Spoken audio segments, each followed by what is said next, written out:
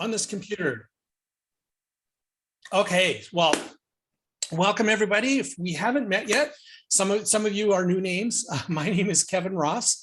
I am the founding chairman of First Washington, and I do lots of different things with First. One of the things that I do is I mentor teams. I have usually somewhere between 3 and 5 FTC teams and an FRC team. This is my 22nd year doing this, and I am kind of a full-time First volunteer. So what we're going to do tonight is give you an introduction to how to work with CAD, specifically for doing First robots. And so I have a PowerPoint thing, and it's going to be the messy version of sharing my screen. And so I've sort of, this presentation is sort of somewhat aimed at mentors as well as students. And because in order for the students and, well, quite frankly, for the mentors to learn how to do CAD, there are some things that I have learned over the past couple of years that I'm very excited to share with you. So let's, over the next 3 nights, we're not going to get through all of this tonight. We're going to talk about a good CAD system for you to use with your kids. And I'm going to talk about what I've learned about doing things in reverse, which is, the big one for tonight is how to keep your files organized in a CAD system. And so students, it sounds a little bit boring, but I promise in like 10 minutes or 10, 15 minutes, we're actually going to start building robots in CAD, because the CAD system we're going to use is pretty straightforward. So, please try and keep in mind keeping stuff organized. If you start doing it right away, your life will be better. So we'll get into that. And then we're going to starting with assemblies. And so we're going to assemble things tonight. We aren't actually going to draw anything, but we are going to build a complete robot out of things that were imported. And this is a great way to make progress in a hurry without having to learn all of the intricacies of doing CAD drawings. So that's the plan. There are only 5 slides, and this is the 3rd one. We're whizzing through the slides, and then we're going to get rid of the slides. Okay. So in the first world, there are many different CAD programs that we can use, and these are all available to free for First students and for First mentors. There's SolidWorks and Autodesk Inventor. They are sort of the SolidWorks is the king. Inventor is a real solid jack, right? In industry. SolidWorks is by far the most popular. Both of these programs have been around since the late 80s, early 90s, and they've been in development for like 25, 30 years. Feature packed, all sorts of stuff, and free. And the downside is, except for they have some paid solutions that cost like $25,000 a year, they really don't share files well. Autodesk has got something called the Vault. Anyway, there's some stuff there, but really for us, the sharing files in these is actually hard. 2 other packages work a lot better. One is Autodesk Fusion, and there are some teams who use that, and it's actually a very nice program. I've got it installed right here. I use it occasionally as well. Very good at sharing files because all of your documents are actually stored on the cloud. So we like that one, a good program. But OnShape is entirely in the cloud. It runs in your web browser, so it doesn't require you to download anything. And it does an exquisite job of sharing files between people. So OnShape is the one that we're going to focus on tonight. Having said that, the file organization part is something that is sort of ubiquitous across the programs, because I see the same issues show up when you're sharing files. But the reality is I'm going to kind of focus on OnShape because it's a great program, especially for students. Okay. If you've ever started to learn CAD in the past, or dabbled in it, we are going to do things backwards from the traditional way of learning CAD. And I have found over the past couple of years with my students that this is more bang for the buck for the kids, because it takes a while to get from the point where you're like drawing and extruding and drilling holes and stuff to where you're actually making robots. There's a long ramp up curve. If we start at the other end, which is downloading assembly, it's downloading files and assembling pre-canned parts, you'll find that it goes quite a bit faster. So that's what our plan is for tonight. So that's why right at the beginning, I'm going to spend a few minutes just talking about how to organize your libraries so that everybody's up on it. It'll help you find things. It will also help you realize how to import things in a rational way so that you'll be more successful. Because if you ignore this part, you can head off in a bad direction and it's hard to recover from. And I'll show you examples of what I mean about that in a few minutes. Okay. So last slide, and then we're going to go play CAD, and this will be you're going to play along with me with your computers. Okay. So organizing your files. So you are going to hopefully have a team of students doing CAD. It might be 2 students. It might be like my team. We have like 16, 17 students. I would say 8 of them have been doing CAD at various levels. Some are new to it, some have done it before. So having an established way to find things and to import things and sort of going through the steps will just make your life easier. Okay. And so that has to do with how you import files like motors and parts that you're getting from Andy Mark and Rev and those guys. And also things like how to name things and where to put stuff. Because it can turn into it when you have 8 or 9 people all working in the same directory, it turns to poo real quick if you don't sort of like enforce some rules or at least tell everybody what a good process is. So that's what we're going to do. And I'm going to show you how to start to develop a well-stocked set of libraries. Okay. That's all the slides for this. I will actually make some slides available later when make them, but as we're going through tonight, there'll be some bullet points for you. Okay, so why doesn't everybody start up OnShape in a browser window? I'm hoping that you all have a mouse with a scroll wheel that clicks and a right and left mouse button. If you're doing this on a trackpad, my condolences. It doesn't work as well. And this is a good point for mentors. If you need to get your kids, if they have school laptops like mine do, you might need to buy some mice. The program is really set up to run with a mouse. Okay. All right. So hopefully you've got it open and if you signed up for the FTC parts library, you probably have a big mess of crap right here in the root of your directory. Is that the case? If you've logged into OnShape? Kevin, the first thing it asks for when you log in is default units. So okay. Back up a second. What default units are you going to suggest? Let's do inches for right now. Okay. And then it's going to ask you for I'm sorry, I completely forgot about that. It'll ask you for that. And then the next thing it's going to ask you, I believe, is the default mouse controls. Does that sound right? So you did inches, hit next. Oh, yeah.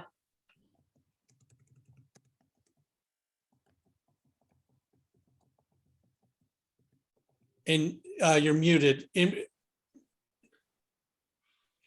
Yes, Kevin, you're right. The next process after default units is set mouse controls. Should we just leave it? Yeah, use the OnShape default. Yep. Okay. And then what's next? And then it's our nickname, so that's fine.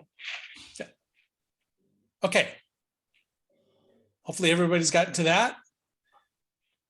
And so let me share my story really quick by showing you the account I actually use, which is over here. This is my team's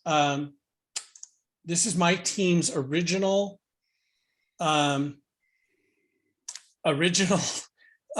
start. Is we started with this team thing, and they ended up filling my thing with tons of crap.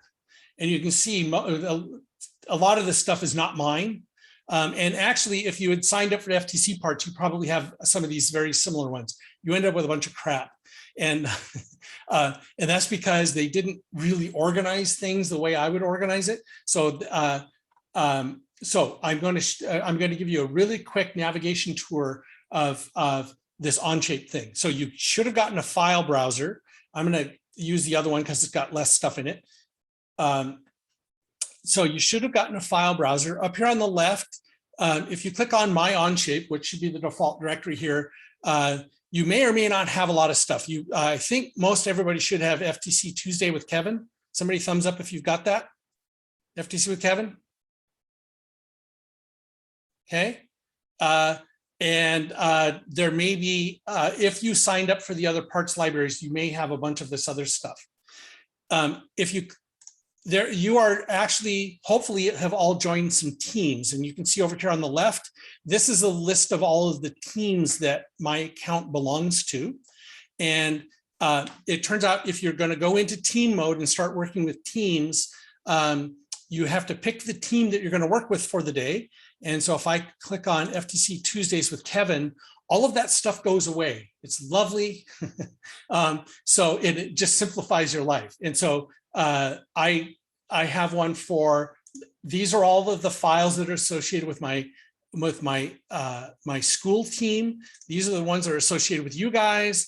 This is the one that is associated with that FTC parts library. So you can see that that's kind of how they sort of organize things. So you are going to click on FTC Tuesdays with Kevin. And if you've got that, thumbs up if good. All right. So the things that we are going, the thing we are going to build, and you can click on FTC Tuesdays with Kevin, we are going to build Kevin RO First Bot, and you can feel free to open that. And it'll come up looking a little chunky at first, but there you go. And I'm going to give you a little tour of what's happening here as soon as more people get it opened.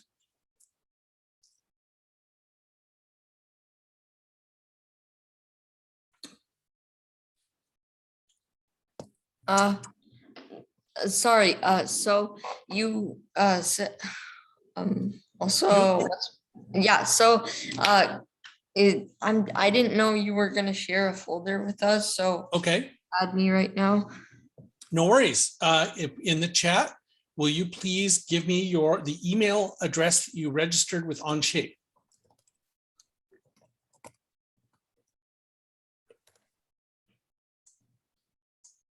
No problem. Okay. So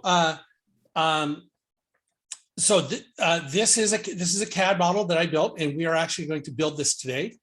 And yeah, if you did not sign up previously, add your email address to the chat, and we will take care of that as part of the learning tool. Okay.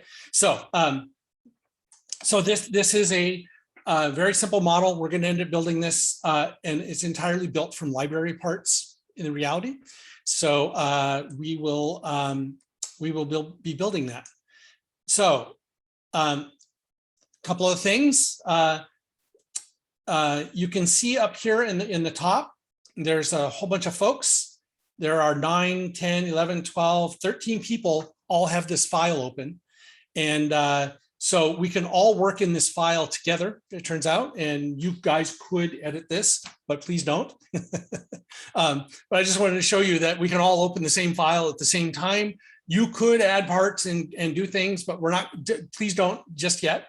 And that's what these little icons up there are telling you, is that there are other people in the file.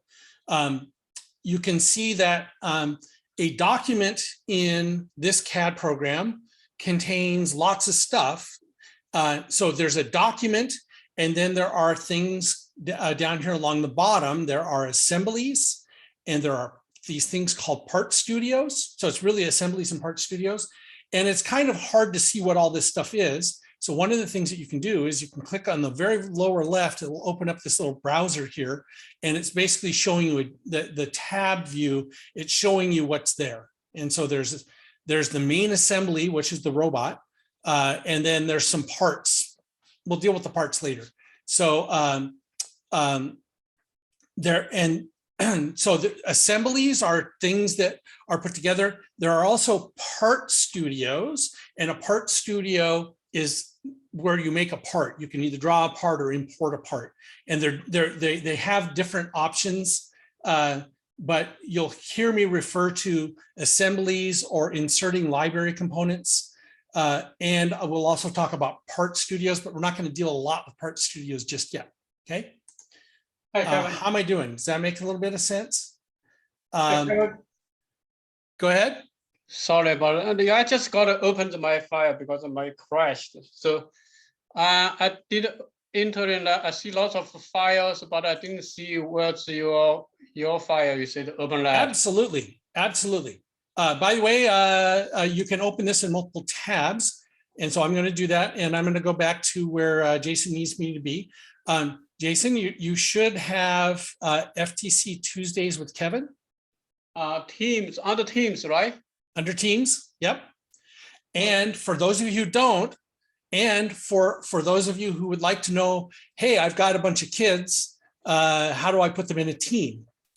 That's a good thing to know, because that's part of the organizing of all of this. So the team, I only have like FTC robot parts use. Okay. Hang on a sec, Jason. Let me go look. So here we go. Up under in my account. So I'm up here in the upper right-hand corner. I click on my account. And so there's my profile. And down at the bottom are teams. And these are all the teams that I'm administering. And so if I need to add a student, I can go to here and click on FTC Tuesdays with Kevin. That's the name of the team. Here are all the people who are signed up. And Jason, I don't see you. Okay, so I'm going to add some folks. We're going to add, no wonder. Is it Pauline? Yep, okay. And I need to add another address. I'm just grabbing the addresses out of the chat. If you're not seeing that you're subscribed to my team, please add your name to the chat. So anyway, you can add a list of folks. All right, and there were quite a few of you. That's not a problem. A little bit of housekeeping right up here at the beginning. All right, and did not register William. Okay. So anyway, you and you can actually copy and paste out of a Excel spreadsheet if you want. That's how I did you guys, everybody who pre-registered. Sorry to interrupt, but my emails at /LouisMI, but you only put LouisMI, so I don't think it would work. Okay. Thank you for catching that right here. S dash. Yes, All right, thank you for catching that. I appreciate that. And okay. So look at all these. All right. All right. I didn't start this yet. Did you add me in, Kevin? Yep. I think you're down at the bottom, Jason. Just a sec. I'm getting there. All right. And Jason, I think you are down. Oh, wait. Are you here? No. Okay. Type your email. in the chat. You know how to do it in the chat? Actually not. I didn't see the chat on my. Wiggle your Oh, mouse in you mean in this Zoom chat? in the Zoom chat. Yeah. Okay, let me get the Zoom chat. So while he's doing that, so you can add. So then you just come over here and do an add. So there's two classes of people. There's members and admins. I'm adding everybody here as a member, and so I can just do that. And there we go. The folks who haven't verified their accounts yet are up here at the top, where it just says I only have an email address.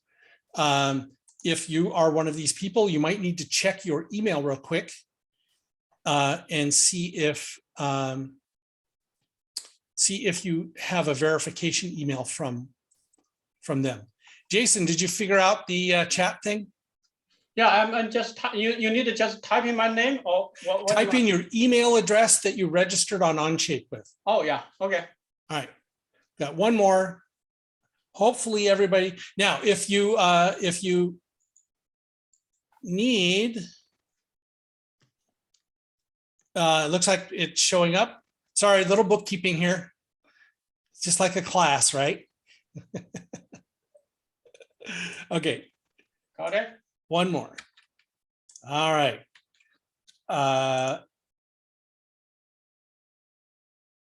Okay, now if you hit refresh on your browser, or go back to OnShape, hit refresh on your browser, spin down. Whenever I say spin down, that's this little arrow here. Oh, I saw you. Yeah, now it's FTC Tuesday with Kevin. FTC Tuesdays with Kevin. Yep. So, and click on right. that. So that is how you administer the your team. And so who is not getting this? Anybody? I'm not. You're not? Hi, can you hear me? Yeah. Okay. Yeah. Hi, Pauline. Hey.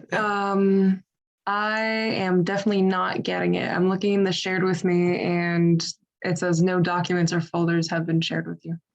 All right. So let's go with Pauline. Pauline, did you send me your email? We need the email address you registered with on OnShape. Yes, I believe I was actually the example you used. Yep, there I am with the weird last name. Okay, cool. And this is what you logged into OnShape with. Uh-huh. Okay. So Kevin, the shared with me folder is empty for me too. I'm expecting that is empty for everyone. It's not. So you want to go to Teams, not shared with me. Oh yeah, there we go. FTC Tuesdays with Kevin, right? Yep. Sweet. And that's all I should have right now. Yep. All right, perfect. Thank you. How we doing? Anybody else not seeing that? Yeah, I got it. Okay, cool. So, and as you can see, the initial setup when you've got 20 kids or something is a little chaotic. It didn't take too long. All right. So,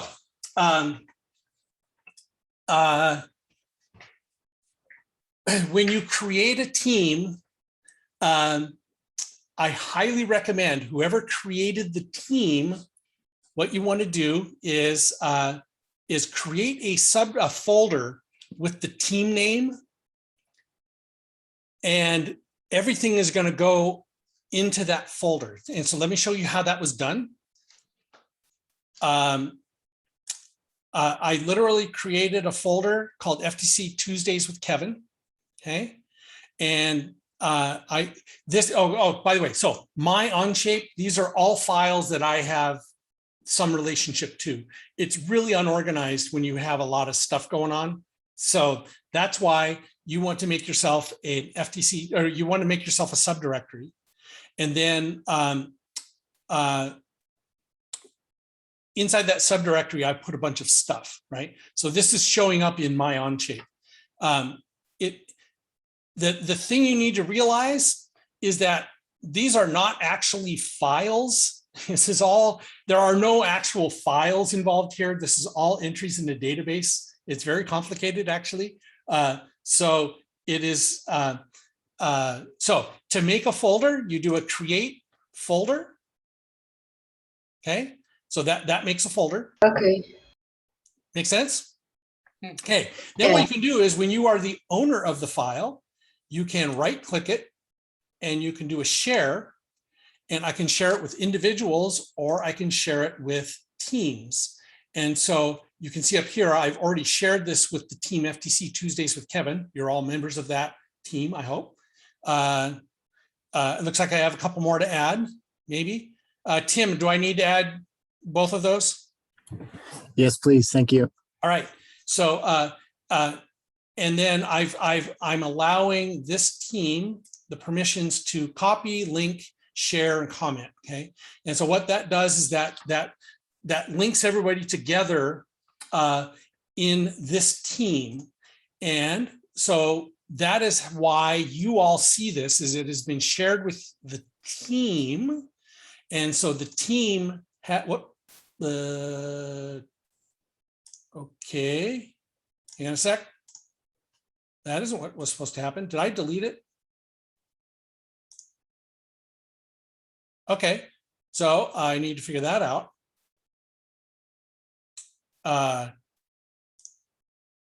Or I just found a bug. Files are still there. That's good. Otherwise, it's going to be a short trip. It says that I didn't have access anymore, Kevin. I was Okay. able to look at it, but now it says I don't have access anymore. This Sounds is good. wrong. So I obviously screwed something up. So let me go back, and I must have. Yeah, it says I did there's the no, share. there's oh. no documents anymore.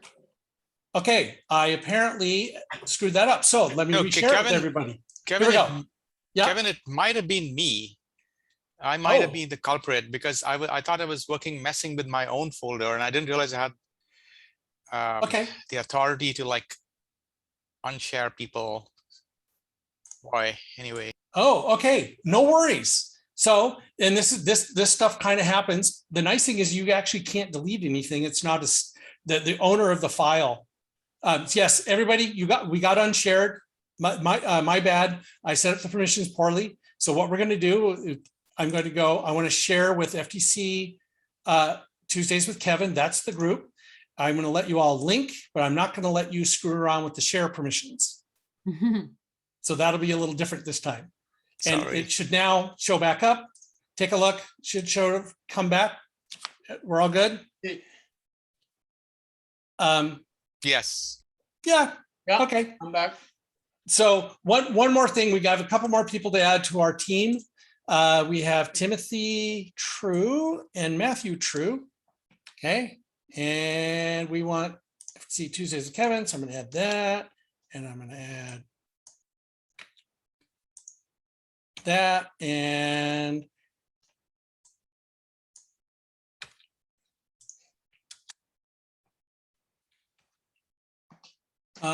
Pierce Levitt,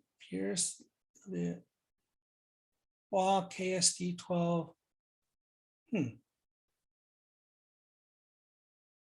We'll try again. It may tell me that this person is already there. Okay. And then Pierce, did you register on OnShape?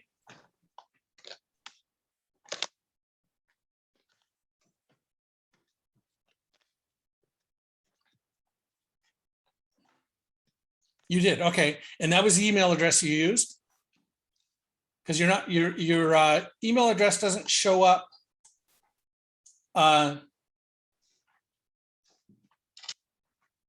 Okay. So you should be able to check your email address under my account. Sorry about this, folks. We're just a little bit more.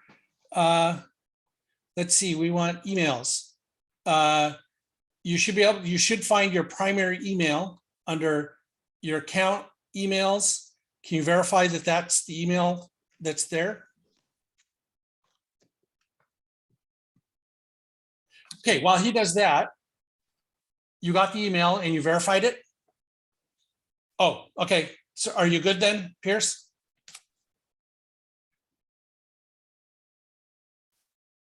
All right.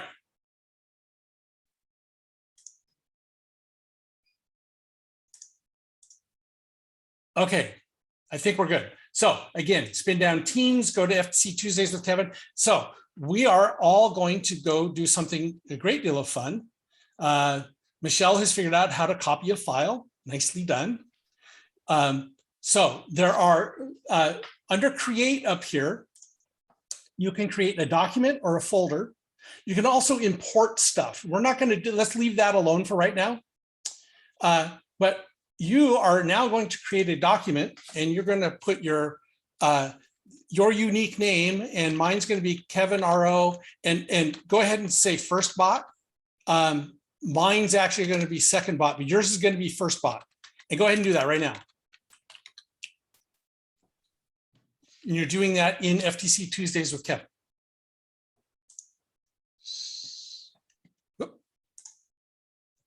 There they are.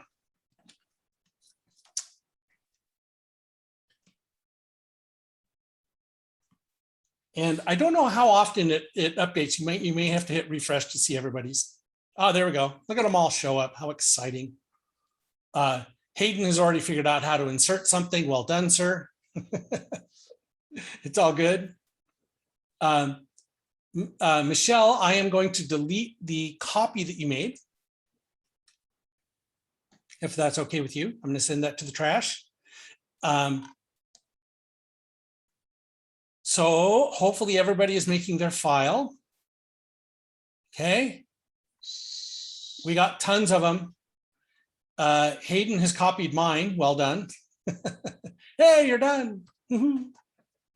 So some things, and again, this I'm kind of working on like documents and organizing things. So we need to have a little discussion about some of the weirdnesses of this.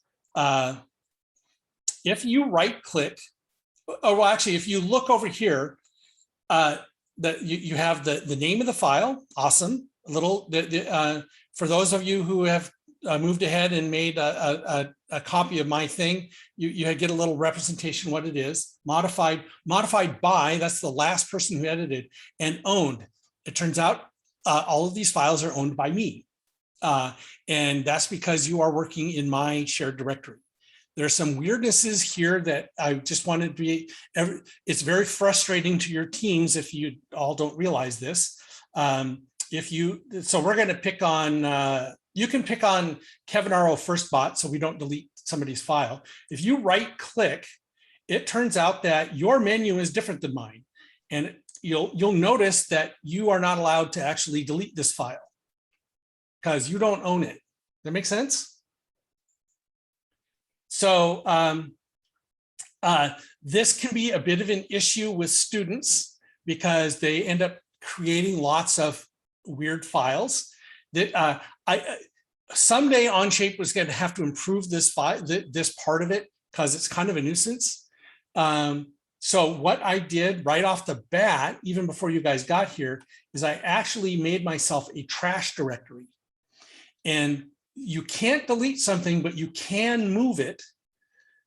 You should be able to move it into the trash directory. And if you right click on something, you can do a move to, and you should be able to click on trash. Now, you're welcome to move it there and they can go move it back, or you can just take my word for it that it should work. Is that making sense? Any questions? Okay. So Kevin, when we clicked on that Kevin RO first bot, the move to doesn't come up in the menu. Are we only allowed to move the ones that we create, like our files? Oh, move to is in Drag there. it. Oh, so now I got to go. Let me pull up my other account. Hang on one sec. FTC Tuesdays with Kevin. Here we go.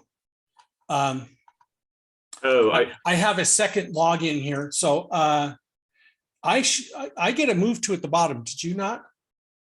So when I click on the one down at, it's the one at the very, very bottom that says Kevin RO first bot. The other ones I get that off. Well, okay.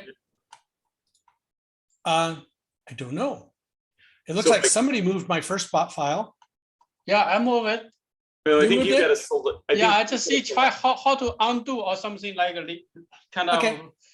I think you got to select it, kind of highlight it in blue, and then right click on it. Because if I right click on one that's white, I don't have that. But if I click on it, left click on the file first and then right click, then Oh, I have, yeah, right click on the file. I apologize. Right click on the file. You should get this little pop-up menu, right? Yeah.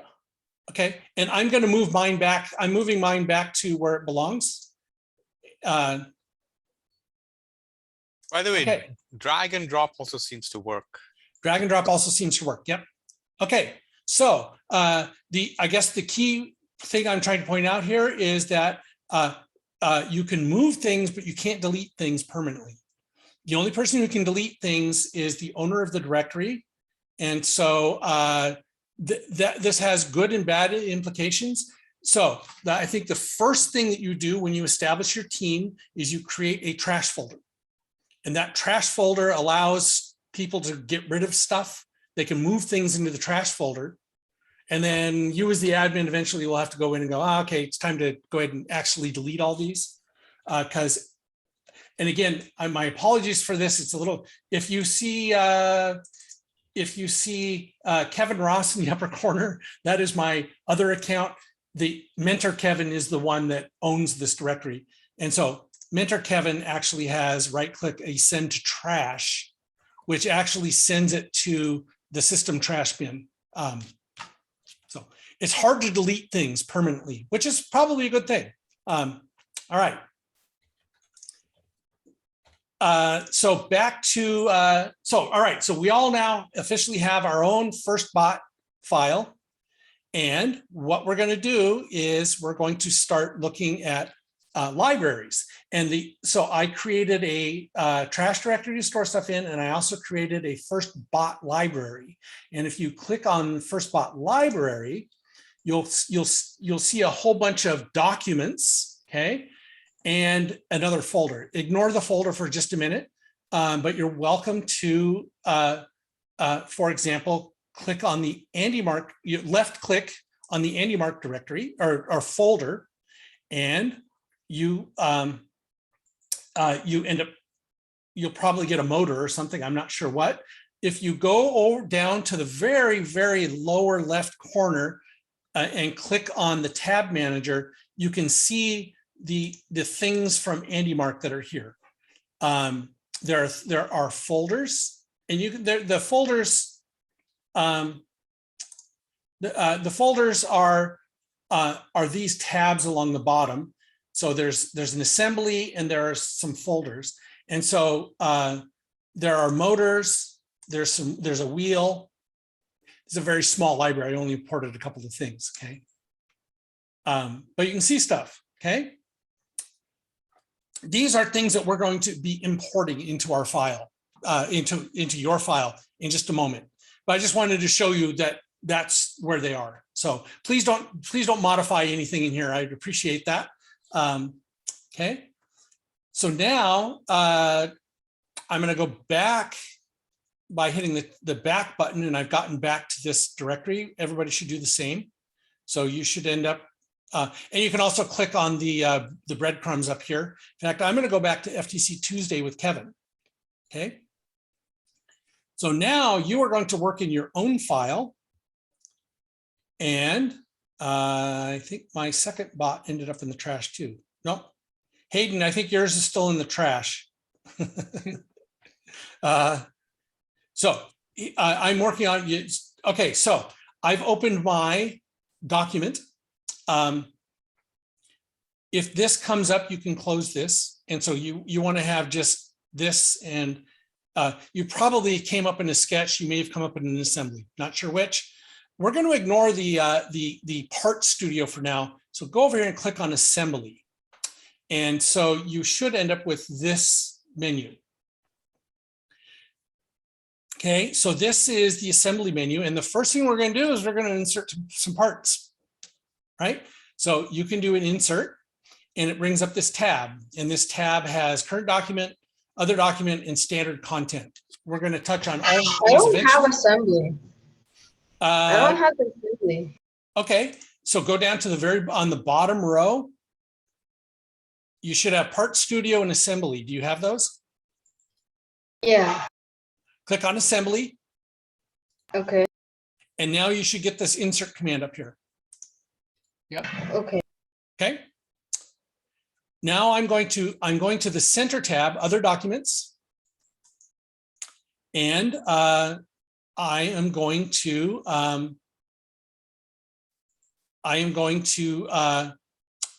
go to FTC Tuesdays with Kevin. And that's a folder, so I'm going to open that. And then I'm going to open the first bot library. Okay, so here it is. And we are going to actually open the first Tuesdays with Kevin part factory. Okay, so I'm going to click on this and then pause for a sec while everybody catches up. Excuse me, how yep. did you get to the insert thing? I don't see, I see like a, I don't have the same. You're not seeing the same thing. What's it Okay, called? Yeah, go down to the very bottom row. as you. Okay. On the very bottom row, there's, Oh. you may have something called Part Studio. You want to click on Assembly. Uh-huh. Oh, okay, got it. Thank you. Yeah. The difference is Part Studios is where you go to draw stuff. We're not going to do that for a while. Assembly is where you import things and stick them together. Easiest way to put it. All right, so other documents, okay? And so we got this Part Studio thing happening. And you're going to spin down, which means click on the greater than arrow on 80/20 series extrusion. And what this allows, this is called a configurable part. We're going to talk about how to actually implement a configurable part later. But one of the super cool things with OnShape is these configurable parts. And so we're going to insert one, and we're going to click on 9, or we're going to enter a 9 and then hit the tab button. Yeah.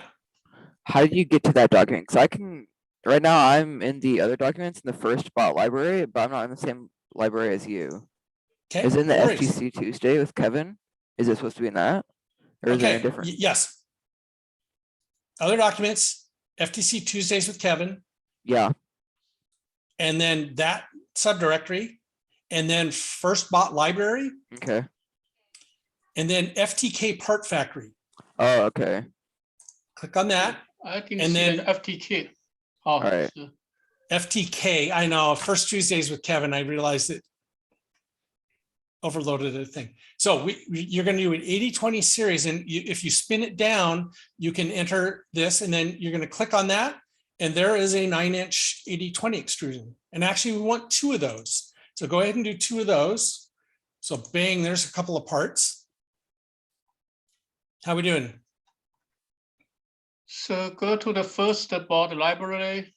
I didn't see the exact same you have. I'm leaving this window where it is. I'm going to pop back over here, and I'm going to pop back over here. So you should have got first bot library, Yeah, FTK part factory. that's FTK. I didn't see that actually. In FTC Tuesday with Kevin, Yeah. you see everybody's robot thing. Uh-huh. Up at the top, there's a folder, first bot library. Yeah, Click on that. got it, lad. And then FTK part factory. Interesting. My first one is not that. I didn't see that. The first one with it's the second one with this import library assembly only. That's what I got.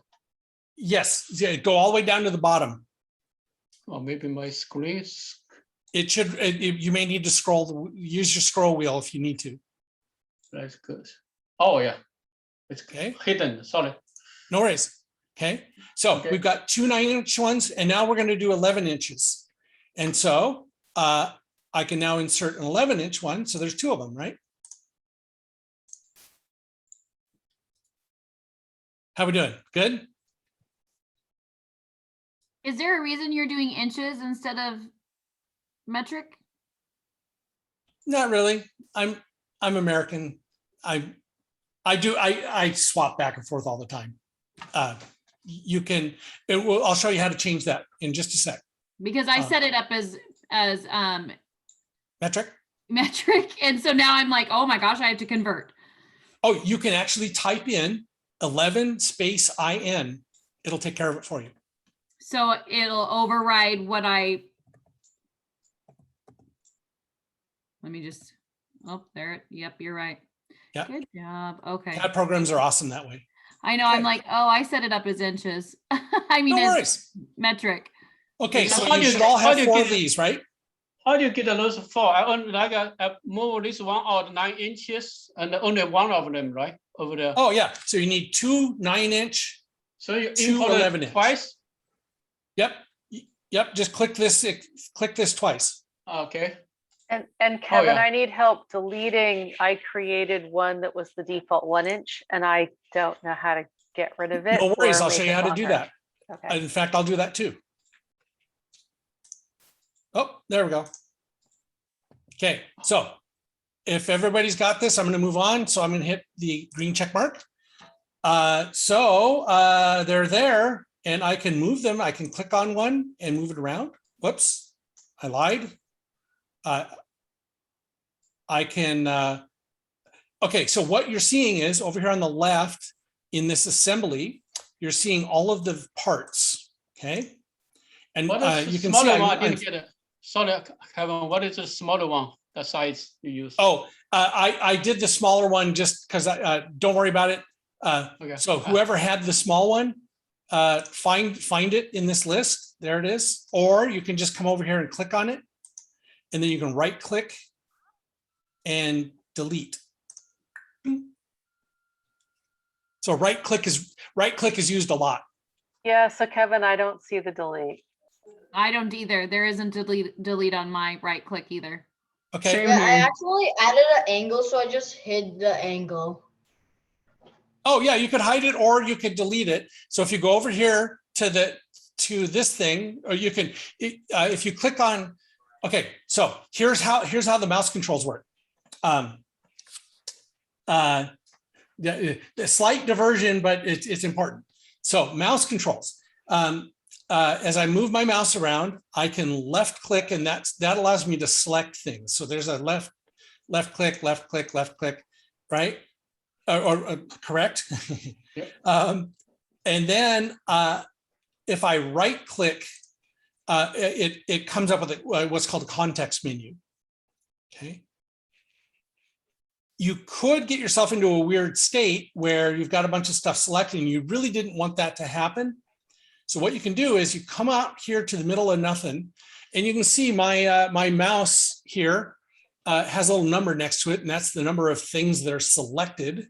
And it turns out that I selected more than one thing on one of the parts. But if I click in white space and there's nothing behind it, it will unselect everything. That make sense? Still don't have the delete option. Yeah. Really? Yeah, Okay. there's like hide other instances, and there's everything up to zoom to selection, but there's no delete. There's I don't have a clear delete section, though. Is it running off the bottom of your screen by chance? No, it's running from where I clicked on the item or object. All right. You can Yeah. also click on something and hit the delete key.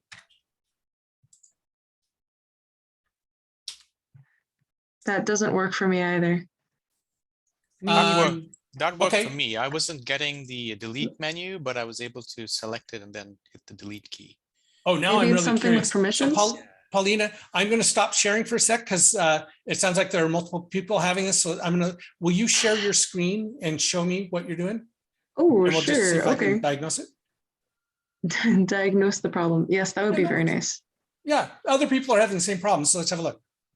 Boom. All right. So Look at you go. Basically, go here. It's, oops, Oh, it's I selected. see. So you are now done inserting things. So see the green check mark? I think I forgot to tell you that. Click the green check mark. Click now. You can find that one and just right click it. And delete it. Oh, well, look at that. Okay. It's all the way down that at the makes bottom. it a lot easier. There it is. Whoa, thank you. Sorry, I forgot to say click the green check mark. It's a bit I'm important. a doofus. What can I say? It's all right. All right. Thank Life's you. good. I'm going to take Yeah. the screen share back. And we'll share this again. All right. So, so some things as you're working with it. If left click selects, right click shows you a context menu and it's based on whatever you've got going. The scroll wheel, if you do this, it will zoom in, zoom out. If you press the scroll wheel down and go right and left, you can do a pan. Try it. Hold your mouse button or your center wheel down. It'll go back and forth. Okay, if you release that and you press your right mouse button, you can actually rotate things. And this is the reason that this 3-wheel mouse was so important that when we called it out is you use the center wheel, the pressed center wheel, and that right click a lot when you're assembling things. Okay, how are we doing? Good. Good. Other things you can do if you want to measure something, you can. So I'm going to use my scroll wheel to zoom in, and let's measure from here. So I can click on that face, and that'll highlight. And now I'm going to right click and rotate around, and I'm going to click on the other face. So I've got those two things selected. If I look down here in the very right hand bottom corner, it'll tell me the parallel distance between those two things. You use that a lot as well. You can also click, there's a little measuring tape down here that can show the details. The reality is that most of the time, what it puts up is kind of what you're looking for. Now, somebody had asked earlier, but wait, I'm in millimeters. To change that, you can go up to the document menu and document property. Oh, I'm sorry, workspace units. And you can change to millimeters or back to inches, or you can do feet or yards. If you want to be really cruel to yourself, do everything in yards. Let's go with inch for now because everybody else is in inches. So you can change that. So, and again, I'm using my right mouse button to move around. If I click off, these are two things are selected. You can see my mouse has a little 2 next to it. So I'm going to click off of that. And then I can actually click on this circle, and you look down here and it'll tell me the diameter of the circle, which is 0.201, right? And then again, I've got something selected. It's telling me I've got something selected on my mouse icon. And if I left click on blank space, it'll go away. Is that good?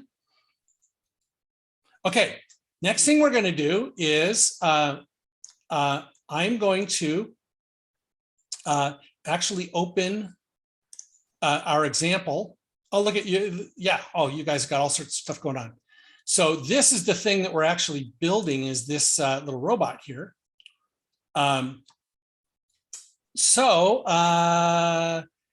It is a frame and it's got some joining plates down here. You can see the joining plates, and I need to make a box. So we're going to make a box and add some joining plates. And I'll show you how it's really super easy to do. And it has to do with assemblies. And so assemblies mean that you're going to constrain things. And if you look up here on the menu right next to insert, the first thing is called a mate connector. We're going to ignore that for a sec. And then the next 7 things are different kinds of mates that you can make.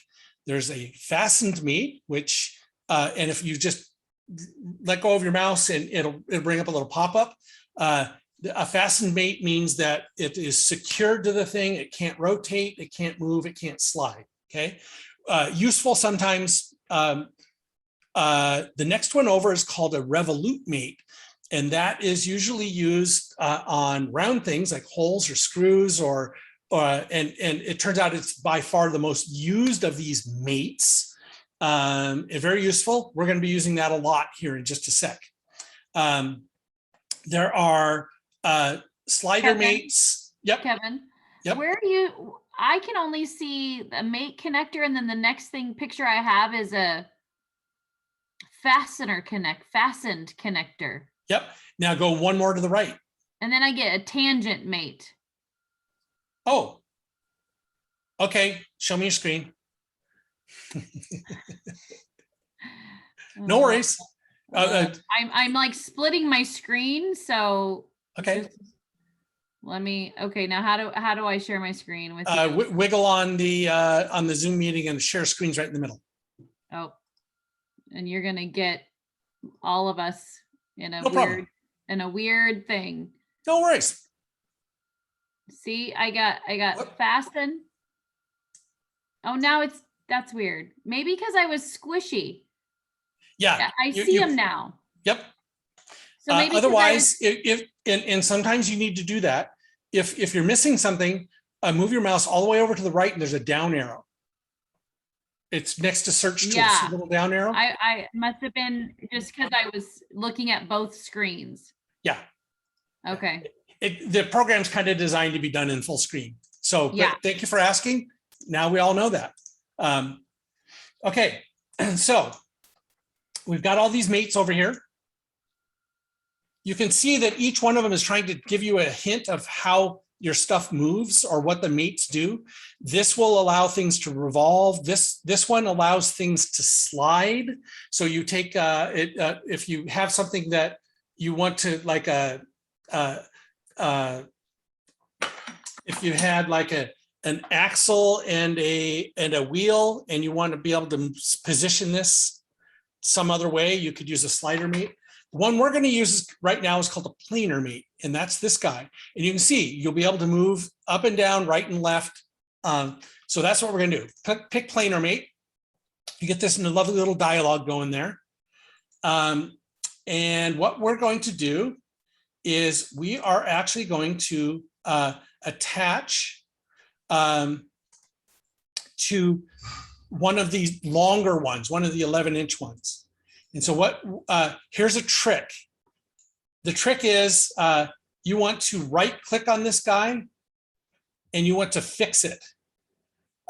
So right click on an 11-inch one and click fix. What that does is that fixes that thing in space and everything else is going to attach to it.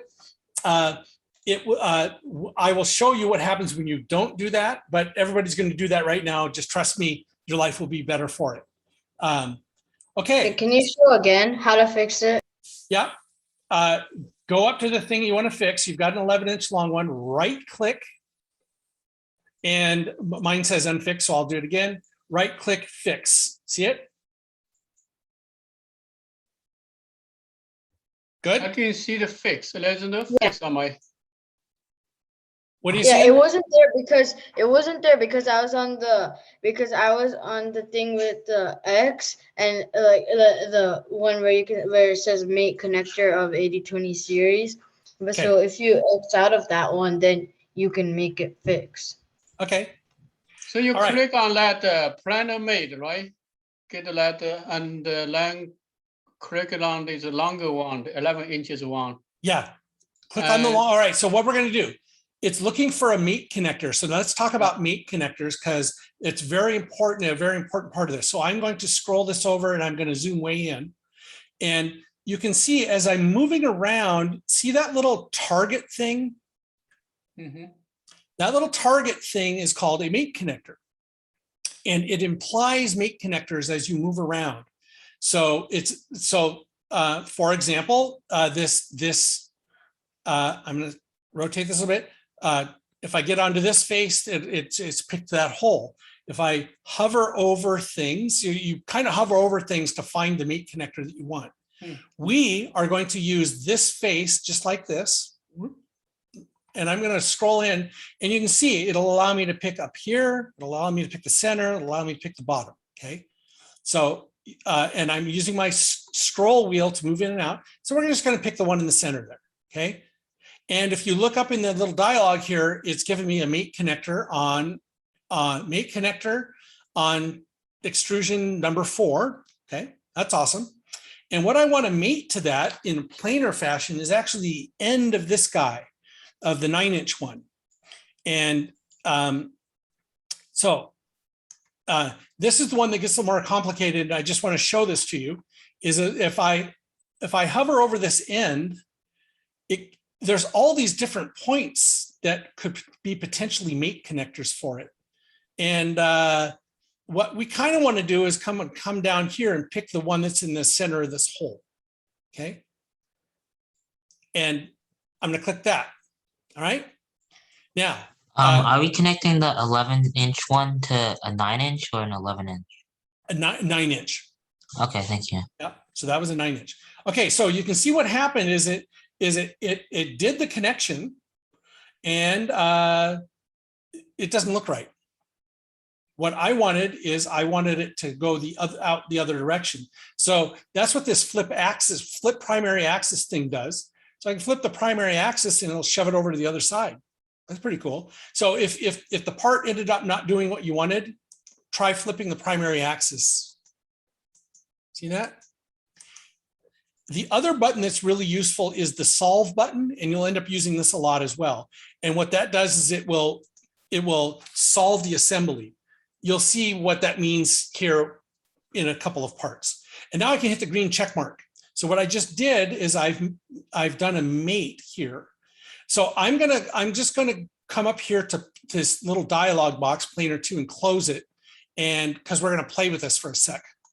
So what we just did is we put a planar constraint between this face, and as I roll around the end face over here. And a planar constraint will allow it to move up and down. So I should be able to take this and move it up and down and left and right, okay? However, if I roll it this way, I'm unable to move it away. I don't understand. Oh, it is a view thing. Okay, here we go. So I can't move it. I can only move it up and down and left and back and forth, right? Okay. So I just made a mess. I apologize. But that's what a planar constraint does. I'm going to move this back over here. So it isn't fully what we want yet. Okay. So Kevin, how do you navigate in 3 dimensions? I see you doing that. Is that something Sure. we'll talk about later? Scroll wheel gets me in and out. If I press the scroll wheel down, I can pan. So it does not change the angle at which I'm viewing things. But I pan left and right. And then if I right click and drag my mouse, it will move. Try that. Got it. Thank you. Yeah. Okay. So, mine is yeah. Mine, like when I put the 11-inch and I attach it to the 9-inch, like in the center of the end, it's like inside the 9-inch instead of being perpendicular to it. So what you're seeing this. Yeah. Yeah. Okay. I saw that too. All right. So if you flip the primary axis, it should move to the other side. Primary axis, what is? That's this little arrow here. So when I did that, is it supposed to be like not all of it? It's not on the same plane as the other one. It's like half of it is sticking on one end. I guess I don't really know how to explain it. Yeah, but yeah. it's not, No, I got you. I got you. You can try hitting the solve button, or you can realize that what it means is that we've told it to be on the same plane, and sometimes you just got to roll with it. And I'll show you here's how it's going to get fixed. Okay, so I'm going to hit the green check mark. And do you have something that now looks like this, even though this might be way over here somewhere? yeah, it's like that. Yeah. Okay. So now what we want to do is we've constrained it on one plane. We need to constrain it on a second plane. We'll do another planar constraint. We'll go down to this 11-inch guy. Now I'm going to use the top like that. And I'm going to tell it I want this and this to be planar, and the dang thing disappeared. So then you scroll out a little ways, you go, oh yeah, hey, look at that. But this isn't what you really wanted. So you're looking at this going, well, Kevin, what the hell? And this is where you end up using the solve button, because if I hit the solve button, it'll actually redo the assembly with all of the other constraints.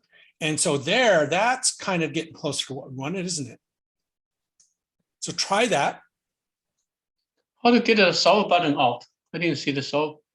The solve button is either on this little guy here, or it's also up on this dialog. Do you have, so you have planer 1? Did you make a planer 2? Oh, I already in the planer 2. Planer 1 is gone. Okay. So I need to click on the planer 1. You can. Yeah, just go back to the planer 1. So the solve. Let me see if I can get the solve. Solve is either in this little dialog here. Yeah, I saw that. Yeah. Yeah. It's also on this thing. Okay. And if I hit the little green check mark, that's solved. Now we're going to do one more planer, and we're going to do it down here. And so again, I'm scrolling in. I'm using this mouse like crazy. I want this plane to be planar with this end. And again, what it did is it took the two mating connectors and overlaid them against each other. You know, when I hit solve, what it does is it recomputes everything to make all of those constraints work. And so solve or the green check mark would normally get you to where you want to be. All right, that's what you were trying to make right there. Anybody lost? Mine is still offset. I didn't get the solved like a flush to the surface. It's kind of like one little bit higher than the other one. Oh, okay. So Jason, share your screen. Let's look. Okay, let me go.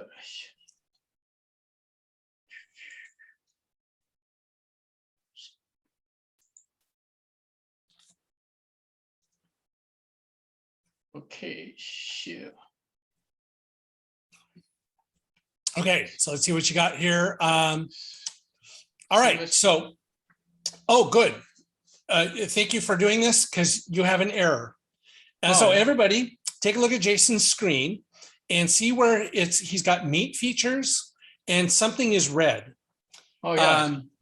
Whenever you're dealing in CAD, anytime that you have red over here, stop and get it fixed. Don't try to keep going because your life will get miserable. So the way that you fix problems, and we don't know what the problem is yet, is Jason is going to double click on planar 1, click, and it brought up this menu thing. So Jason, if you actually hover over these, the top one, this one, yeah. So you can see mate connector of Series 10 extrusion number 2. That's the second instance of it. Now hover over the bottom one.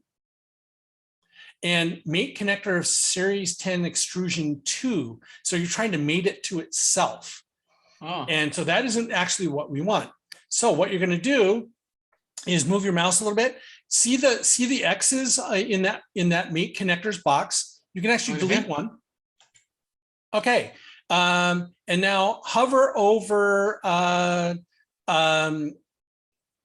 series, the second one down. So go over to assembly to the left there. Yeah. And see the list. There's those in, I apologize, Jason, go up.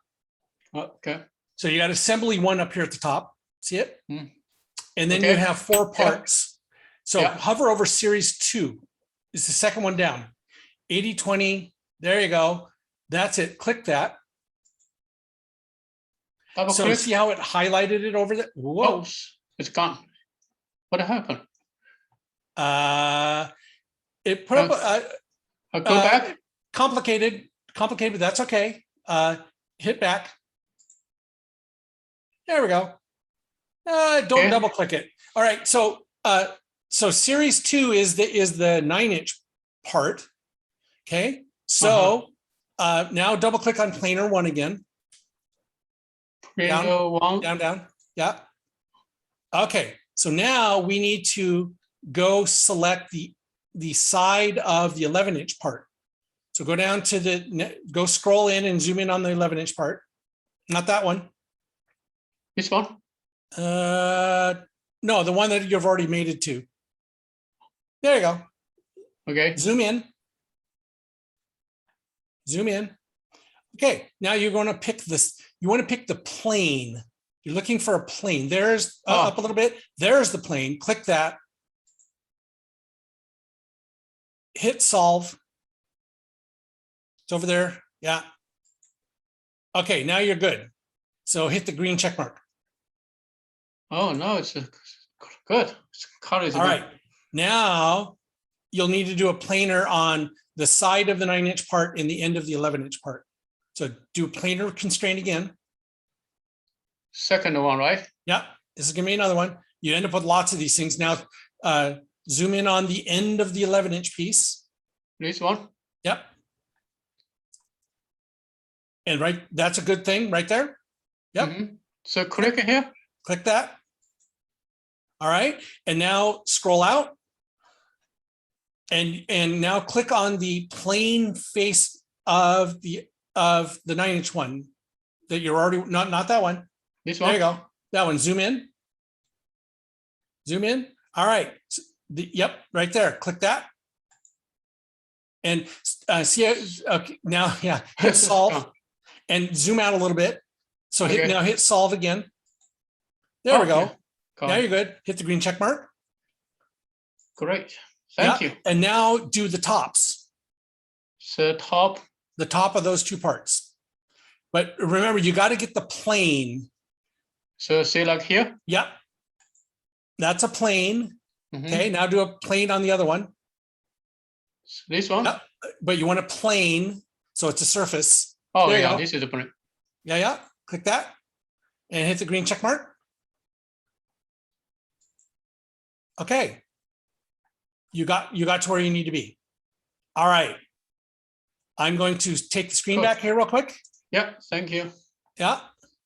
So where's my, okay. So Kevin, Yeah. I'm a little lost. I've been trying to follow along with you, but I'm not quite getting my 9-inch to mate All right. with my 11-inch. Share your screen.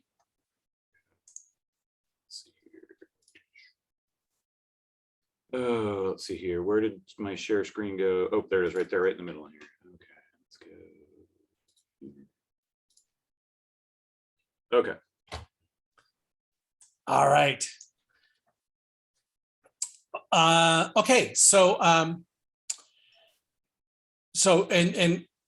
yeah. So you're investigating your error, and so you can hover over those again. Okay. So that's extrusion number 5. Okay. And what's the next one down? Extrusion 3. Very cool. All right. If you go hover, so on the left over there, under assembly 1, see those move, hover over the first one, just hover over it and start to move and then go over to that square boxy looking thing. Okay. What that says is that the part is fixed. And a fixed part cannot move. And so it's mad at you because you're trying to join two parts that are fixed in space and it can't do it. Okay. That's why it got mad at you. So you really only ever want to fix one part in an assembly. Okay. So you can right click right there. I lied.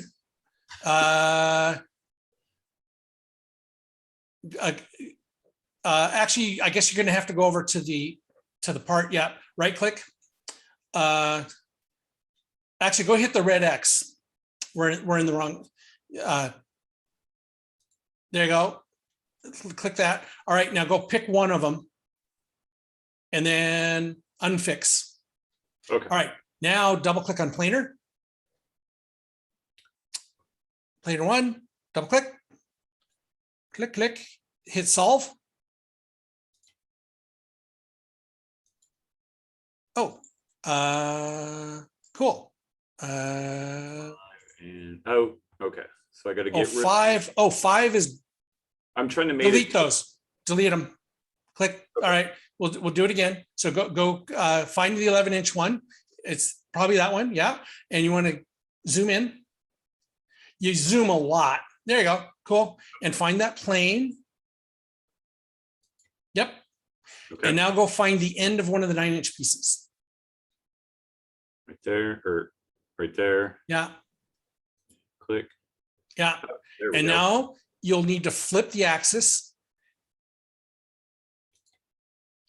and hit solve. There you go. Now hit the green check mark. All right. Now you can do the other planars.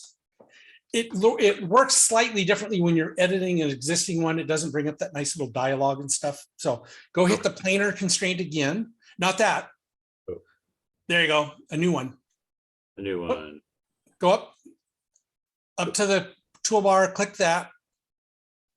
Okay, now do the tops of those two pieces. Okay, so zoom in. Yeah. Top. And the zoom. top plane. There you go. And now you can hit solve if you want. Okay, and hit the see on the right hand side that's got that little pop-up. That one, yeah. Yeah, you can use that. If you use that one, it will, and hit the green check mark, it will leave the dialogue running because you're still in planar mode. So now you can do the end and the outside. In outside here. Outside, yeah. And then Green checkbox. check mark. Yep. Perfect. Color suite. Okay. Thank you. Well, now you have officially assembled something, and yeah, it's all good. There. Okay. We're doing okay with this. Is a lot of people to be on a shared CAD session. So this is the usual number of problems. I don't usually do it with this many people. So we're all good. So now what we're going to do is we'll do the same thing. So everybody's an expert at this kind of sort of. I'm going to do a planar constraint on this 11-inch piece again. So I'm going to come down here and select my plane, and I'm going to scroll out, and I'm going to come up here and select the end of this 9-inch piece. And I'm going to scroll out, and you can see that I need to flip the axis again. So if the thing ends up going the wrong way, I just flip this around. There it is. Okay. And then I can hit the green check mark. And now I'm going to hit the tops and the top of this guy. And I'm going to hit the green check mark again. It's on this little dialog here again. So if I hit that, and then I'm going to hit this side and this side. Once you get the hang of this, folks, this goes really fast. The first time is always clumsy as you're trying to figure out this stuff. It looks like one really has to zoom in a lot to yes, make it easier. That's why you want the scroll. If you're trying to do this on a laptop with a trackpad, it is the most miserable experience ever. You really need a 3-button mouse with that scroll wheel, because yeah, and you zoom and you pan a lot, right? You're always having to go around and find some edge somewhere or a hole somewhere or zoom in on something. Super, super common. Okay.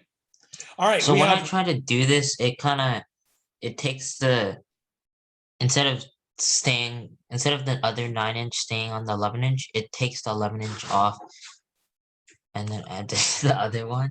Okay, Michael, is it okay if you share your screen? Sure. Let's see what you got going on.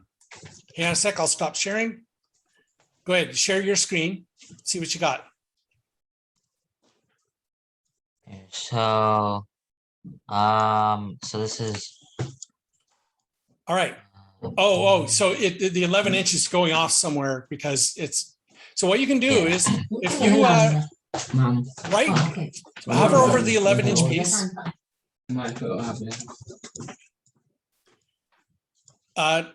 Ashley, I'll be right with you. So hover over the 11-inch piece and right click it. Right click and fix it. See where it says fix? Now, what you were seeing is when one part is not fixed, every time you made it, they can end up moving somewhere else. And it's really, really hard to work that way, as you just found out. That makes sense? Yep, thank you. All right, I'm going to take the screen share back. Ashay, I saw your question, and here's my answer. If you created a mate that you don't want anymore, if you accidentally have something mated, you can actually come over here, right click on the mate that you don't want and delete it. Does that make sense? Yeah. Okay. And if you didn't actually mean to delete it like I didn't, you can undo. This is a great point for me to stop for a sec and explain to you the power of this program, because we've all now messed with it enough. If you go up to this upper left corner where it says versions in history, it's right next to the redo button.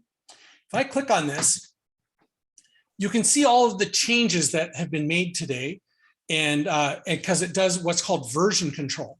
And so if I show my changes, it shows you everything that you've done. And this is assembly's permanent record, and they will go on and on and on, and you will end up with hundreds of changes in this thing. So you can actually infinitely undo things. Undo actually works really, really well in this program. So undo and redo are great.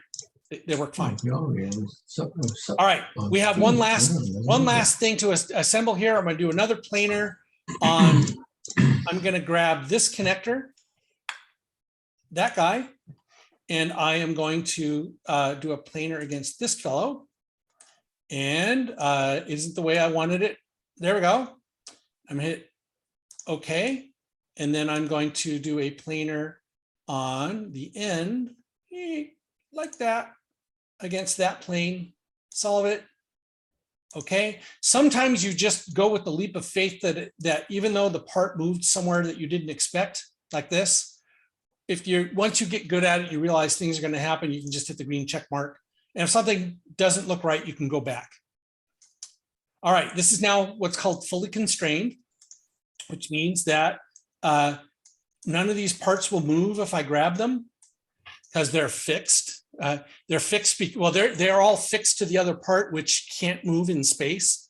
And if I wanted to, I could right click on this guy and unfix him. And now I can actually move my entire assembly around, right? I like to leave one thing fixed, just one. And that way nothing moves. How are we doing, guys? This is going by fast, and let's take a pause. Who's got questions? Who's stuck? I haven't finished all of them, so. Okay. Because we're going to do some more inserts here in just a sec. Been going great. Can you wait a little bit because I have to, I need some more time. We'll give it about a minute or so. I forgot how to change the length of a thing. I think that's something you talked about right from the beginning. So all my little extrusions are like 1 inch long, but I figured it's. Great question. So we're using configurable parts, Joseph. If you hover over these parts up here, it'll tell you what its length is. If you want to change that, you can right click it and do change configuration. And it'll allow you to enter in a new number. Now, if you've already got things constrained, what you want to do is you want to hover over this guy, and you want to select all instances with the same part in the same configuration. So now I've picked my two 9-inch long pieces. And let's say I've decided I really want my guy to be 18 inches long. So I can put in a new number here.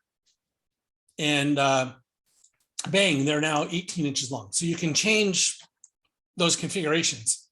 This OnShape does this better than any other CAD program I've ever used, period, end of story. Just awesome. Totally awesome. Yeah. And if I wanted to, I could change the other ones as well by selecting instances of the same part with the same configuration. Change configuration, and I could make these guys like 7 inches. So we're going to make a really strange looking long skinny robot. There we go, right? Cool. And then I can just undo those two changes because I want my mine to be square. All right, did you guys catch up? I have like 6 errors. Show your screen, let's have a look. And this is actually very useful for people to see how to diagnose stuff. So it's all good. Okay, so that. All right, and move you guys out of the way. So you have, oh yeah, you got a good bunch going there. Scroll out a little bit. Let's have a look. Let's go. Or roll, and zoom out. Scroll wheel out. Yeah, All right. So I definitely did something wrong. Yeah, hey, no worries. Yeah, so and this is one of those cases where if you let those errors accumulate, it makes it a little harder to diagnose. So good example of when you don't want to do some stuff. So let's double click on planar 4. Let's see the first one. Just double click on it. And that brought up a little thing. And now if you hover over the entities, that's extrusion 1. Okay, what's the next one?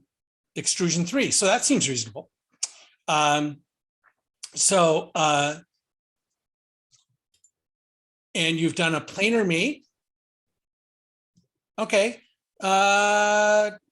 So let me ask, were they always red or did they show up red right there at the end? You don't know? No. You don't know. That's okay. No worries. So what you're going to do is hit the red X on the little dialog box. Okay. Should I just delete this one and then restart? Well, Like, no, delete actually, this? use the undo button. All the way up in the upper left. There you go. And keep undoing. Undo. Oh, there you go. Stop. Okay, Nice. you're good there. So, but what you've got is you have the starts of a swastika. You don't want that. You want a square. So we don't like planar 6. So go over to planar 6 and double click it. And what you want to do is you'll need to flip. So that's the lower left-hand arrow. Flip it. Bada boom. Now hit solve. Okay. And now hit the green check mark. And now you need to do, so that should fix that. So now you need to do a planar on, oh, it got mad at you again. Why did it get mad at you again? You hover over them, hover over planar 4. Okay, over defines the assembly. Got it.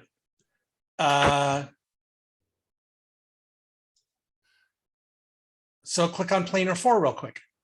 Double click it. That's extrusion 1 and extrusion 3. All right. So actually hit the red checkbox and we'll have a look real quick. So if you very slowly go ahead and click that. Okay, go hover over planar 4, but don't do anything. And so it's telling you that it's got an error. And what's the next one down? Just put the mouse over it. All right, one more. All right, so I'm going to guess that you can just start hitting undo again. So go up to up above. Yeah, keep undoing. Keep undoing. There we go. Okay, so it's happy there. So you've got, so now you need to redo the planar. So do an, scroll out a little bit so you can kind of see everything. Scroll out a little farther. Yeah, there you go. All right. So you kind of want, go ahead and drag that part on the left up a little ways. Kind of put it roughly in position. Whoops. So you click on nothing, click on white stuff. Now just click and drag that guy.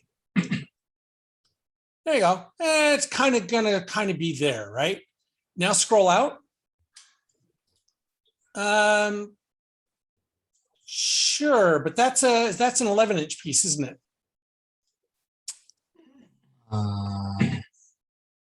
Well, these. Oh no, that's a 9-inch piece. Okay, that's good. All right. So you need to now go click on planar floor just once. Just go click on planar 4 down the meat. Okay, so you've got a planar on the end. So that's good. So you want to do the tops. So you're going to do a new planar, a new constraint. Oh. Okay, and you're going to do the top of the top of this one to this. Nope, the top of that one. So make sure you're getting a plane though. There's a plane. Click that. And now on the left-hand piece, the top plane. Oh, Yep. Okay. And hit the green check mark. We'll call it good. All right. So then you. wait, what? Why is there finish? That's okay. Now you're going to do. Now you need to do the end.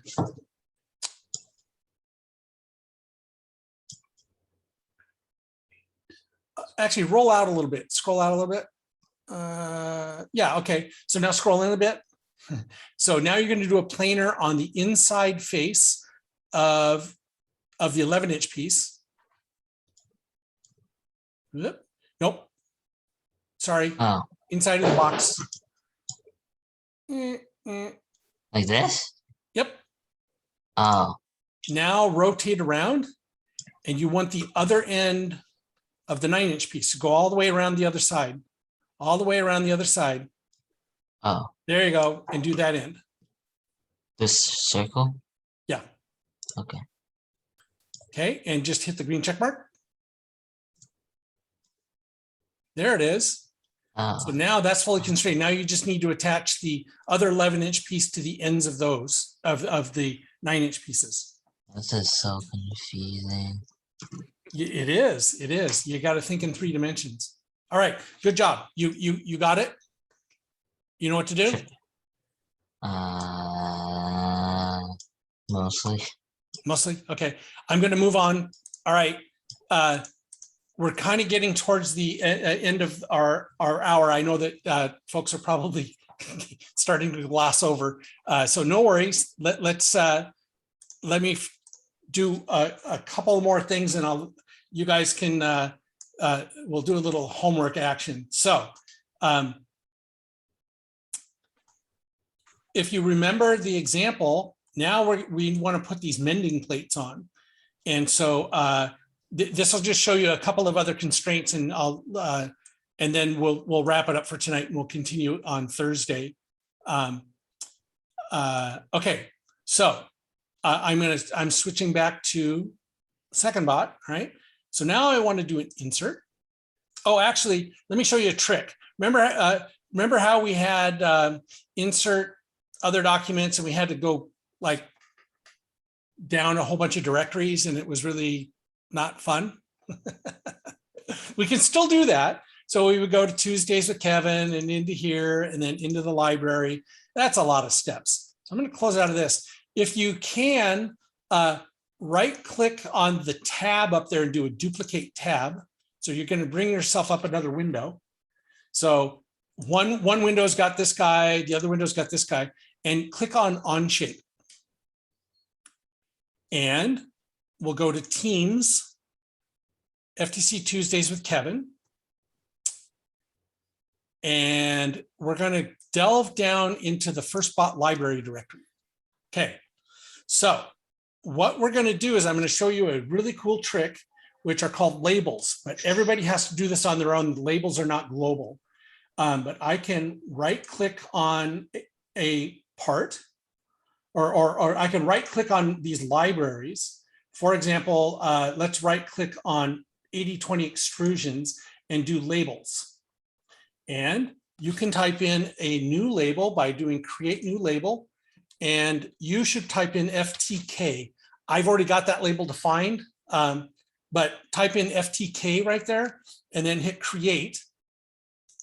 And you should end up with this little, see the little labels here, these FTKs. Okay. So that's pretty handy. Do that on 80/20 extrusions. And actually that's good for now. Eventually you'll go do all of them. And once you're done with that, so again, it was right click, labels, create new label. I called mine FTK. And then you should end up with that little label on this file. So now when I go back to my assembly document, which is the next tab over, when I do an insert, other documents, you can see that that label now exists. And if you click on that, it will show you everything that's labeled with that label. And it makes finding stuff a lot faster than having to drill down directories. How'd that go? Did anybody got a question on that? Okay, so we're going to go into 80/20 extrusions. And this is a library of parts. These are all pre-existing parts. So you don't have to draw any of them. And if I go down here to the bottom, I'm looking for a 4-hole L bracket. And I am going to insert 2 of them. I'm going to put one here. And I'm going to put one over here. Then, while this is still open, you're going to do a T-nut double. I'm going to click 1 and put it over here, 2, and I'm going to put 2 of these over here, 1 and 2. Okay, so this is us grabbing parts out of a library. Yay. And we're done for a sec. Well, actually, we're not really done. If you've already hit the green check mark, you're going to do an insert again, and then we're going to hit standard content. And what we're going to do, so I'm just going to show you what we're trying to do. We want to put these screws in, and these screws attach to these plates down here. Those are the T-nuts down there. Okay, so this is another thing that this program does exceptionally well. So you're going to hit standard content, ANSI inch. So if you click down here, we want to do ANSI inch. We want bolts and screws is the category. We want socket head screws. And under component, you're going to pick socket button head cap screw. And you should end up with something that looks like this down at the bottom. Anybody stuck on that? Then we get to pick a size. We're going to pick 1/4-20. Right there. Length is going to be 1/2 inch. Steel, and then the finish we're going to use black because it'll look pretty. So your forms sort of look like this. Now, if you've ever used another CAD program, you know that inserting nuts and bolts can be kind of a pain in the butt. This program makes it so easy because now what I'm going to do is I'm going to go select the holes that I want to put these screws in. 1, 2, 3, and 4. Now, it turns out that before you do 5, 6, 7, 8, you actually need to roll this over. And we're going to put them up through the bottom. You'll see why in a sec. 5, 6, 7, 8. Okay. And when I hit insert, it's going to actually put all of those screws in for you. Best thing ever when you have a lot of screws to do. The other programs make you do them one at a time. This is the best. Okay. How am I doing? Anybody stuck on that? I was doing other stuff, so I missed where the screws are located. No problem. Insert. And then you're going to go over to standard content. So there's current document, other document, standard content. And then you want to fill out this little form here. You want standard is going to be ANSI inch. Category, bolts and screws. Class, socket head screws. Component, socket head, button cap screw. I know it's a lot of specification, but it's what it takes. Size 1/4-20. Length 1/2 inch. Material steel, black finish. Thank you. How we do? You all still like me? Immensely. Okay. Then you're going to insert 4 of them into the left one. And then on the underside, you'll need to scroll up 4 of them onto the right one. And there was a reason for that. Okay. Because now we're going to do, I'm going to close this. All right. Now, we want to attach these nuts, and you can see there are two sides and they're not the same. I have to scroll out so I can show you close up. So they call it a nipple on one side and it's flat on the other. So we want to put the flat side against this, and we're going to use a revolute mate. And you're going to click the center of this guy once, and then I'm going to attach them not to the end of the screw. We're actually going to attach them to this mate to here. See, let me scroll that up and rotate a little bit. So I'm actually going to attach to this mate. Okay, and watch what happens when I do that. It's oh, well, it embedded itself inside, so I have to flip the axis. There we go. All right. So the nipples are on the upside. Now, before I close this, just real quick, I'm bopping over to another version of this. You can see that this clamps onto the underside of this thing. And so in order for that to work, we need to account for the thickness of this material. And turns out I can measure that. I could click on this and I can roll this around and click on that, and I get, I did not get the measurement I wanted. There it is 0.092 inches. So now I'm going back over to my other drawing, okay?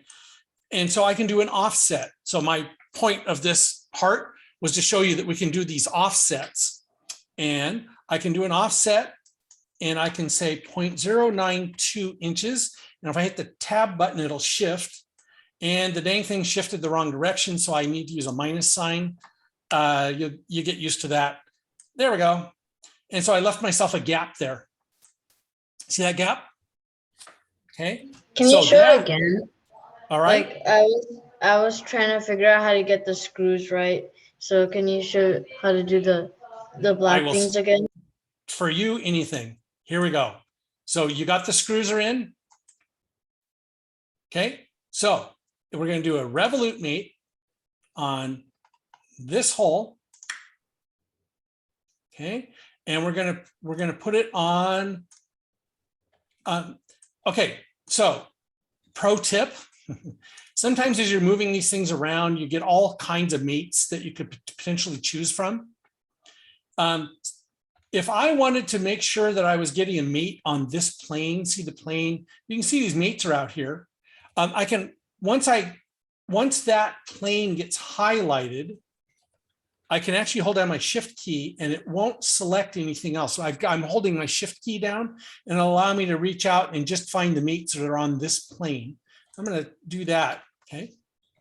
Then it embedded itself. That happens a lot when you're doing mates. It depends on which one you pick first, but we're going to flip it. There we go. And then I'm going to do an offset. And we know that the distance is 0.092 inches. So we're going to type in minus 0.092 inches. And then I'm going to hit the tab button. You can see it popped up. And that's kind of what I wanted right there. So I'm good with that. Okay. I'm going to hit green check mark on that. And that's what I wanted to do. So now do that exact same thing for the next one. So I need to put this one on, right? So I'm going to do that again. I'm going to select revolute mate is already still selected. I want this, and I'm going to come find that little connector there, flip it over, offset minus 0.092. And there it is. How am I doing? Good. I think I was spending, I was listening to you, and so at the same time I wasn't keeping up. But on the other hand, this is recorded, so I'm just going to go back and. Okay, sounds good. So now it turns out that these parts will move. It's dragging the whole thing. Just for sometimes if you need to move stuff around and stuff's moving, you can fix something again. So I'm going to right click this guy and fix. I just fixed the plate down there. And now these things swing because we used a revolute mate. In fact, this one will swing as well. Okay, so we've used a revolute mate here, and it gives us that one direction of freedom. I can't move it up and down, but I can swing it around. Okay, so I actually want to put it on this pin as well. Now I could do a revolute again, but it's going to fight with me because it's going to want to line something up. So rather than revolute, I'm going to use a slider mate, and that will allow me to pick this. I'll show you what happens. I've picked slider, and I can now pick an axis for it to slide on, and then a mate that it'll slide up and down. If I do this, I hit solve. Oh, what did I do wrong? It got cranky with me. I think So it moved the nut out of there. The nut got moved. The nut got moved. Yeah. All right. So I think I needed it to be closer because it was unable to solve that. So what I've done here is I've actually moved this closer. I usually don't do them that far apart. We'll try it again. So I'm going to do a slider on that and on that. There it goes. Now if I hit the green check mark. Okay. So the reason I did slider is that if I ever needed to change this value over here, I want this will no longer rotate because it can only go in the z-axis here. And if I ever come over and change this offset, I'll be able to move that around. Okay. So I guess what I need to do is get this guy closer. There we go. And I'm going to do slider again. And I'm picking. I'm using the top of the nipple thing, holding down my shift key and selecting that mate. And then I'm letting up on the shift key and I'm going to the top of the screw, holding down the shift key and selecting that mate, and then hitting the green button, and that should have worked. So a couple of things that we just saw is that sometimes you have to use multiple different styles of mates. And this is all from experience. I knew how to do this because I've been doing this a long time. But always think about how am I restricting things? What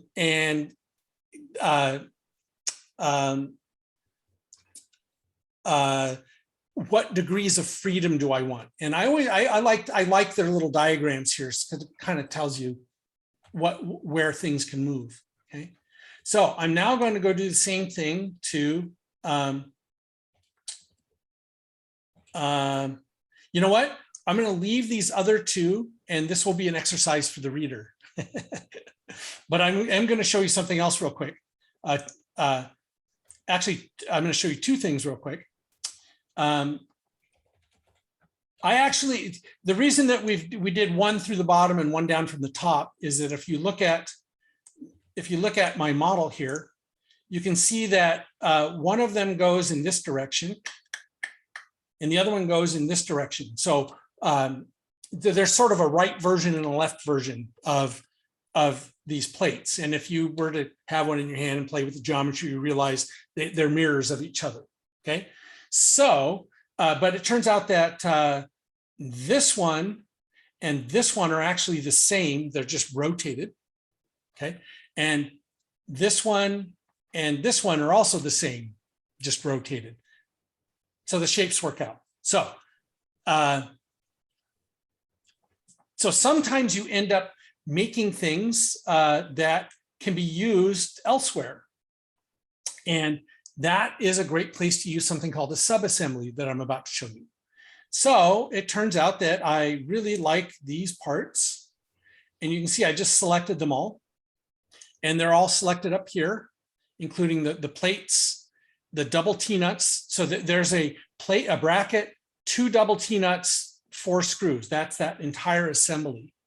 And what I can do now is I can actually right click on this and go move to new subassembly. It's one of the right click menus there. And I'm going to do that.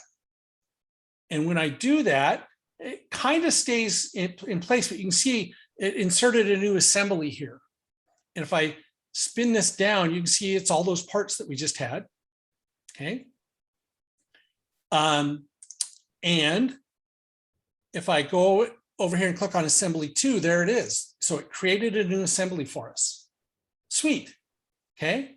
So first thing I'm gonna do is I'm gonna rename this assembly. I'm going to rename it to L bracket. I'm just going to call it left. I don't know why not.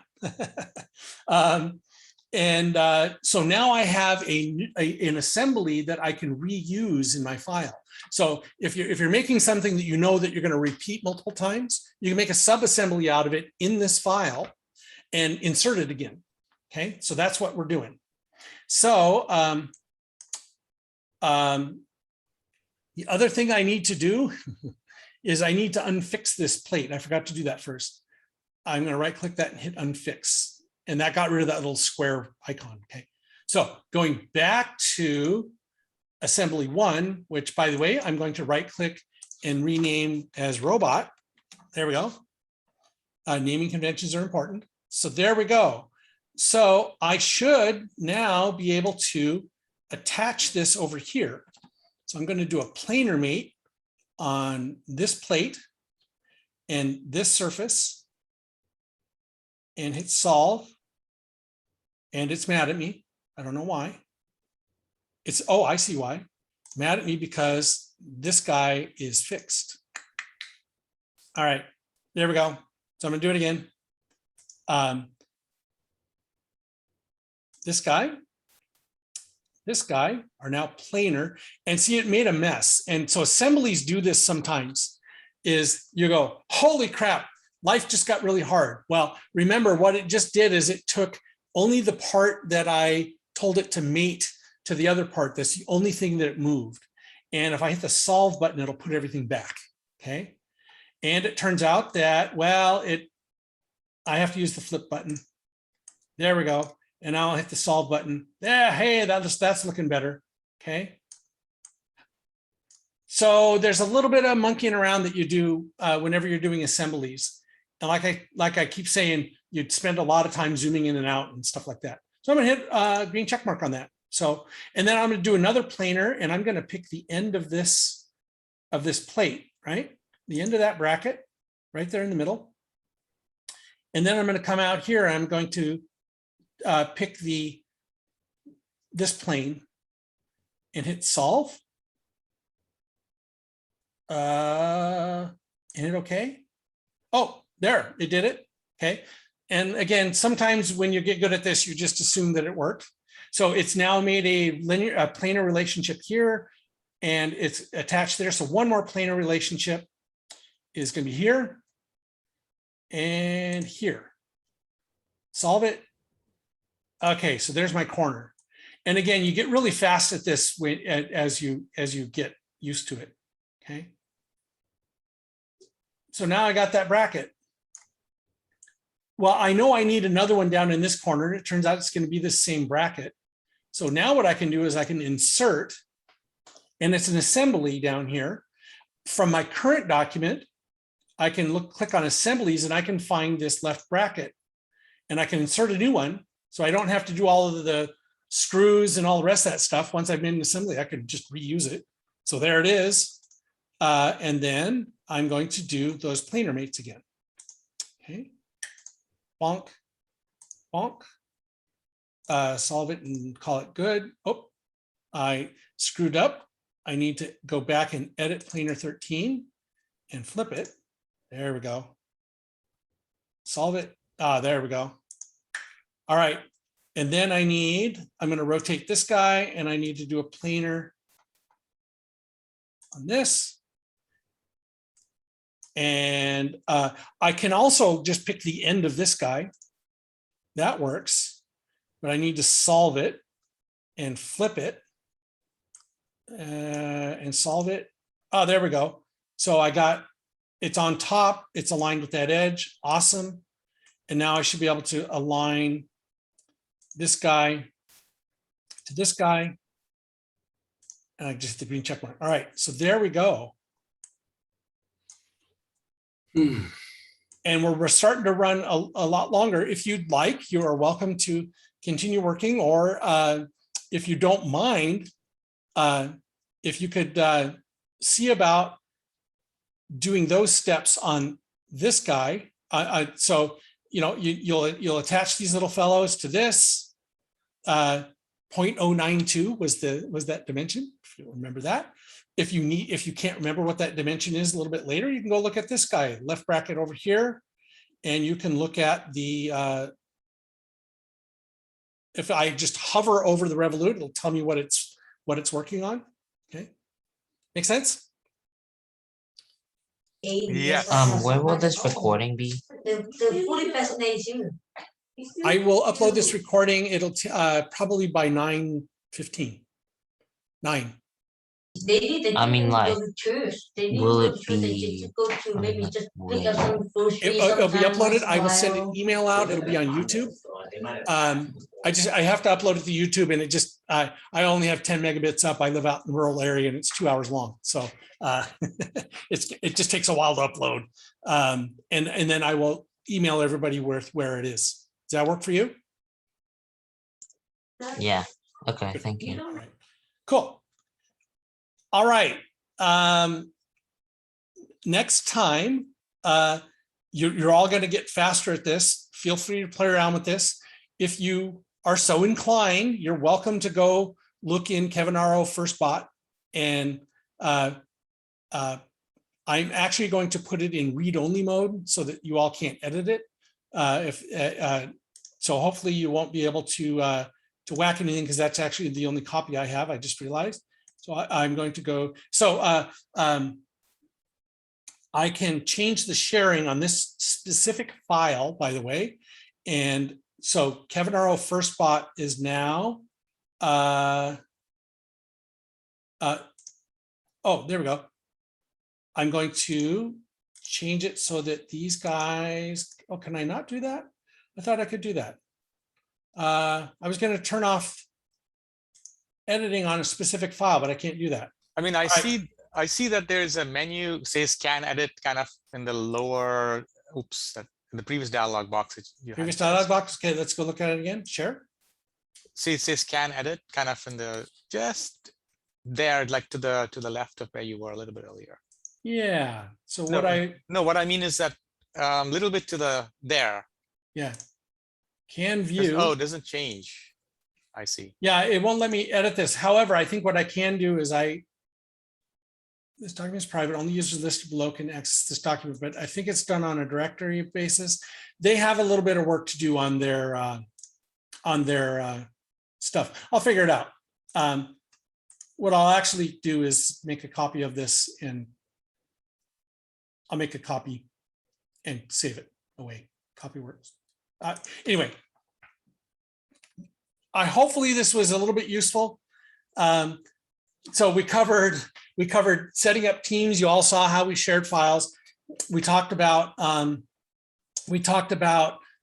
setting up a directory structure with a trash file and always having a subdirectory. So don't share entire. You really just want to share one folder with a team and put everything in that folder. Otherwise, it gets messy. We talked a bit about, you've seen how the libraries work. We will make libraries next time. I will show you how to import parts next time from Andy Mark and from Rev Robotics and McMaster-Carr and some places like that. And we will probably will be able to finish off assembling that little robot. You're welcome to continue working on it if you'd like. If you want to learn more, I forgot to mention this earlier, there's a learning center.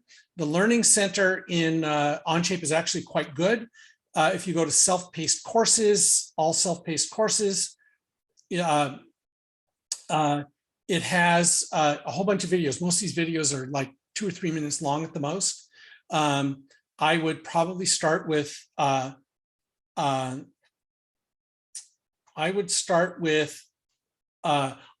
fundamentals.